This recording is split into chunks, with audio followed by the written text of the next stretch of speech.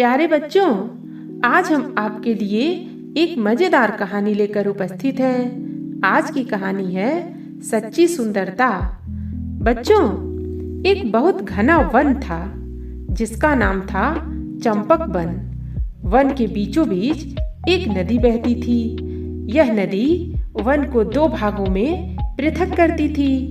नदी के दोनों ओर बहुत से जानवर रहते थे। नदी के इस पार एक प्यारा सा खरगोश रहा करता था। वह बहुत सुंदर था। लाल लाल आंखें, सफेद रुई जैसे बाल। जो कोई उसे देखता तो देखता ही रह जाता। सभी उसे प्यार से सप्पू कहते थे। उसे नदी किनारे बैठना बहुत अच्छा लगता था। नदी किनारे एक बड़े से पत्थर पर बैठा वह घंटों कल कल करते बहते पानी को निहारा करता। उसी नदी में दीनू नाम का एक बड़ा सा कछुआ रहा करता था। वह सप्पू से मित्रता करना चाहता था, लेकिन सप्पू उसे देखते ही मुंह बिचकाता। उसे उसका मटमैला रंग और भद्दा शरीर बिल्कुल नहीं भाता था। दीनू जब भी उससे बातें करना चाहता वह उसे झिड़क देता।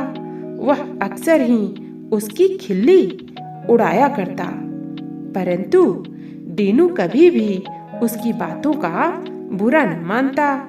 एक बार सप्पू बीमार पड़ गया। बहुत से डॉक्टरों ने उसका इलाज किया, फिर भी उसकी बीमारी नहीं घटी, बल्कि बढ़ती ही रही। वह बहुत कमजोर हो गया था। उसके कोमल बाल लेटे लेटे तुड़ मुड़ गए थे। अब वह बिल्कुल आकर्षक नहीं लगता था। उसके बिगड़ते स्वास्थ्य के कारण सारे जंगलवासी दुखी थे। उसकी बीमारी का इलाज केवल नदी पार के डॉक्टर लोमड़ के पास था, लेकिन नदी पार करके डॉक्टर लोमड़ तक जाता कौन? अगर बतख उन तक यह संदेश पहुंचा भी देती तो डॉक्टर लोमड़ सप्पू को देखने कैसे आते?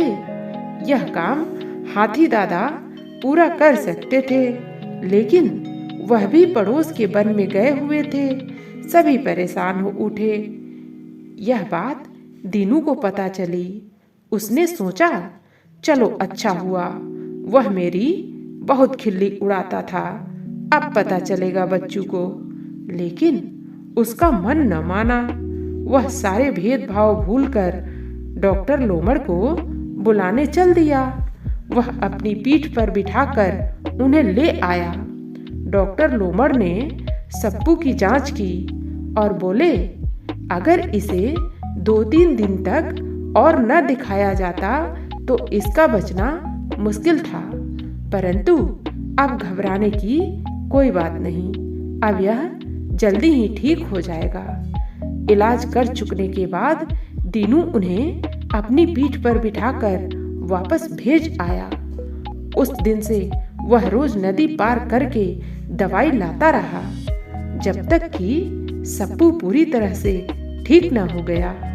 अब सप्पू अपनी करनी पर बेहद दुखी हो रहा था। वह बोला, मित्र, मुझे माफ कर दो।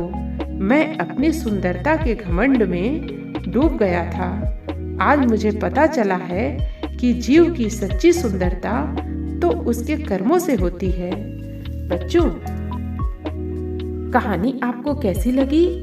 आप अपने कमेंट्स के द्वारा हमें अवश्य बताएं। बच्चों, कहानी पसंद आने पर वीडियो को लाइक और शेयर करें और ऐसी कहानियाँ सुनने के लिए हमें सब्सक्राइब कर लें। तो फिर मिलते हैं नई कहानी के साथ। धन्यवाद।